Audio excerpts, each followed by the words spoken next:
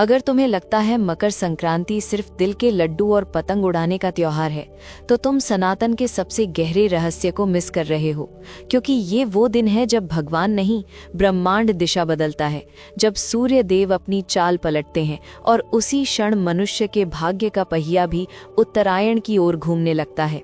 मकर संक्रांति इसलिए मनाई जाती है क्योंकि इसी दिन सूर्य देव मकर राशि में प्रवेश करते हैं और यहीं से शुरू होता है उत्तरायण, यानी वो काल जब ऊर्जा ऊपर की ओर बहती है, जब जड़ता टूटती है, जब जो रुका था वो आगे बढ़ने लगता है।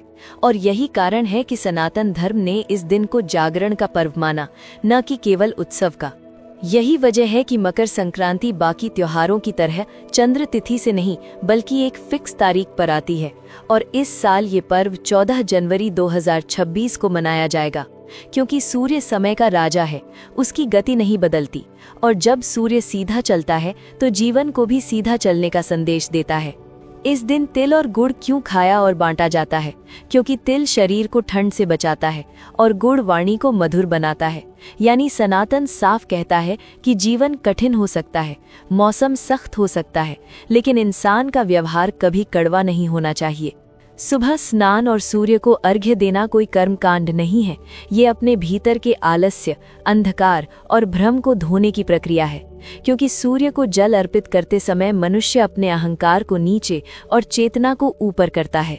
इस दिन क्या करना चाहिए? दान करना, मीठा बोलना, किसी नए नियम या अनुशासन की शुरुआत करना, क्योंकि उत्तरायण में शुरू किया गया संकल्प लंबे समय तक टिकता है। और क्या नहीं करना चाहिए?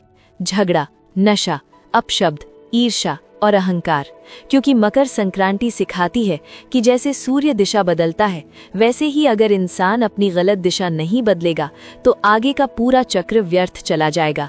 मकर संक्रांति सिर्फ त्योहार नहीं है, ये सनातन का चेतावनी दिवस है कि अब अंधकार का समय पूरा हुआ। अब या तो तुम ऊपर उठोगे या फिर पीछे छूट जाओगे।